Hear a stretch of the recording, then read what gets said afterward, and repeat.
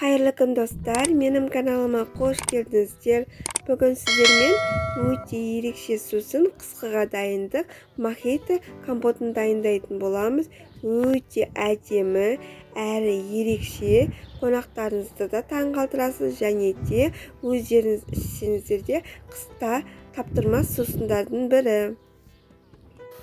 Алдымен банкілерімізді және қақпақтарымызды стерильдеп, ыдысымызға суымызды қайнатуға қоямыз. Мен екі түрлі қарақаттан жабатын болдым. Бізге керекті заттар: қара қарақат, бір апельсин, бір лимон және де сары қарақат.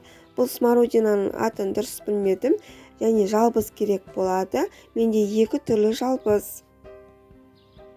Керекті заттардың барлығын алдын ала жуып, тазартып алдым. Алдымен апельсинімізді және лимонымызды өзімізге қажетті пішінде кесіп аламыз. Мен дөңгелек етіп кесіп алдым. Және арасында дәндері болатын болса, дәндерінен тазартамыз және екі шетін алып тастаймыз.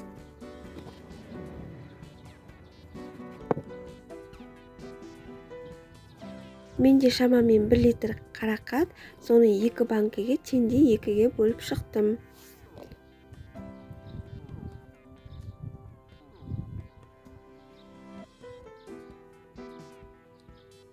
Енді жалбызды 2-ге бөліп салатын боламыз. Менде 2 түрлі мята болғандықтан, екеуін теңдей 2-ге бөліп салдым. Әр банкаға шамамен 2 сабақтан салсаңыз болады.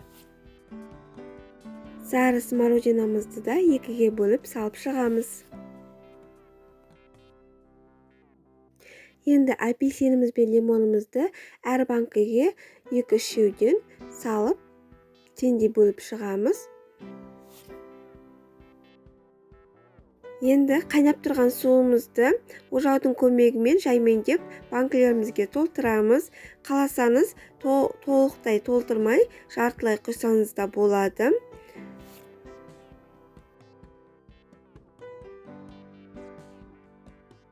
Қақпағын жауып 5-10 минуттай ұстаймыз. Уақытымыз өткеннен кейін суымызды ыдысымызға қайттан құйып аламыз. Ыстық суға күйіп қалмаңыз, өте абай болыңыз.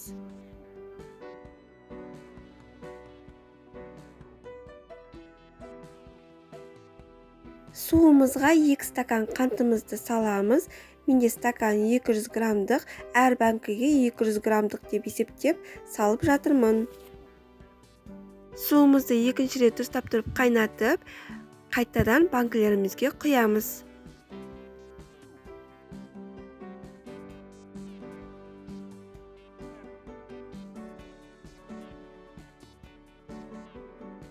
Стерильленген қақпақтарымызды жауып, банкілерімізді қақпағын бұрайтын боламыз.